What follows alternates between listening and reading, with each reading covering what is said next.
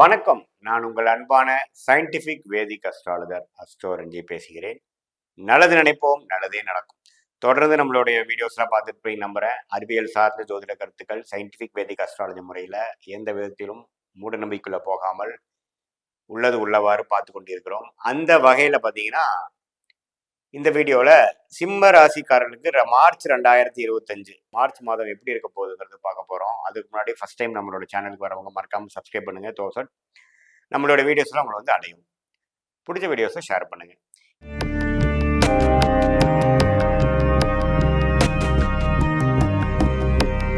இப்போ பார்த்தீங்கன்னா 2025 மார்ச் மாதம் சிம்ம ராசிக்காரர்கள் எப்படி இருக்க போகுதுன்னு பார்க்கும் பொழுது அதுக்கு முன்னாடி ஆண்டு கிரகம் என்று சொல்லப்படுகிற குரு 10ஆம் இடத்திலும், அதே சமயத்தில் ராகு 2ஆம் இடத்திலும், ராகு 8ஆம் இடத்திலும், கேது 2ஆம் இடத்திலும் நீடித்திருக்கிறார். கேது குருவின் பார்வையில் இருக்கிறார். இந்த 3 ஆண்டு கிரகங்களும் எந்த வித மாற்றமும் மார்ச் மாதம் பார்க்க போறதில்லை. ஆனால் சனி 7ஆம் இடத்திலேயே ராசியை பார்த்து ஒரு மாதிரியான அலைச்சல்களும் பிரச்சனைகளும் கொடுத்து கொண்டிருந்த 2 வருடமாக சிம்மராசிக்கு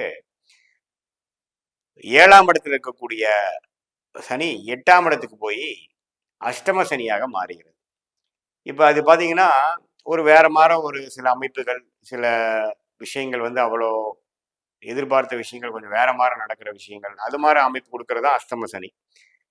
ஸோ அதுக்கு வேணுங்கிற சில விஷயங்கள்லாம் இந்த மாதம் வந்து நடக்கக்கூடிய அமைப்புக்கு, ஏன்னா மார்ச் 29ஆம் தேதி அஷ்டம சனி ஸ்டார்ட் ஆகக்கூடிய அமைப்புகள் இருக்கு மாதத்தின் இறுதியில. ஸோ அதே சமயத்தில் 8ஆம் இடம்ன்ற இருக்கிற இடத்துல போய் புதன், சுக்கிரன், ராகு, சூரியனே மார்ச் 15ஆம் தேதி போய் மாறக்கூடிய அமைப்புகள் இருக்கிறது.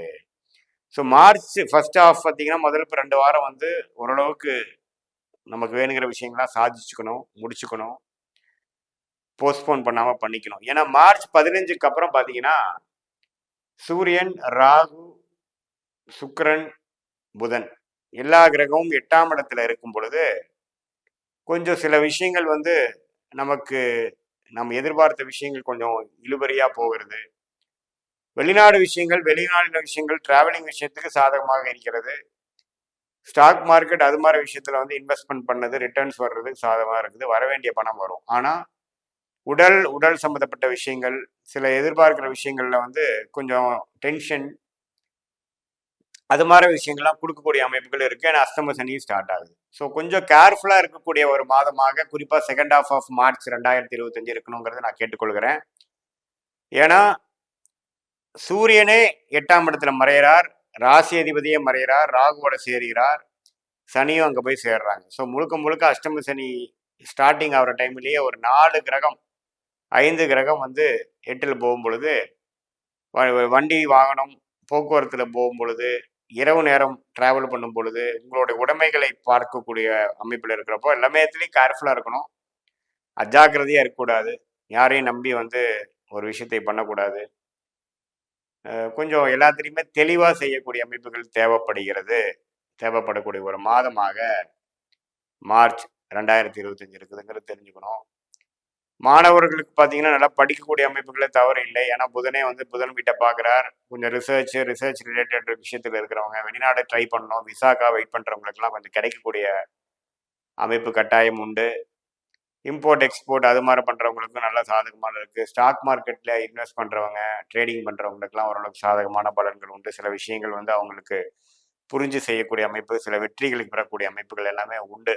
பட் நேரடி ஆன விஷயம் தொழிலில் இருக்கிறவங்க பார்த்தீங்கன்னா ஆட்களை வச்சு மேனேஜ் பண்ணுறவங்க, வேலையில் இருக்கிறவங்க, அவங்களுக்குலாம் வந்து கொஞ்சம் சில மாற்றங்கள் வந்து நம்ம எதிர்பார்க்காத சில மாற்றங்களும், எதிர்பார்க்குற விஷயங்கள் கொஞ்சம் ரொம்ப லேட்டாக வரக்கூடிய அமைப்புகளும், இழுபறியாக இருக்கக்கூடிய அமைப்புகளும் வந்து சிம்மராசிக்காரர்களுக்கு காட்டுகிறது இருக்குதுன்னு தெரிஞ்சுக்கணும். பட் என்னதான் இருந்தாலும் குரு 10ஆம் இடத்துலேருந்து 2ஆம் இடத்தை பார்க்குது ஒரு நல்ல விஷயம். 4ஆம் இடத்தை பார்க்குறார், 6ஆம் இடத்தை பார்க்குறார்.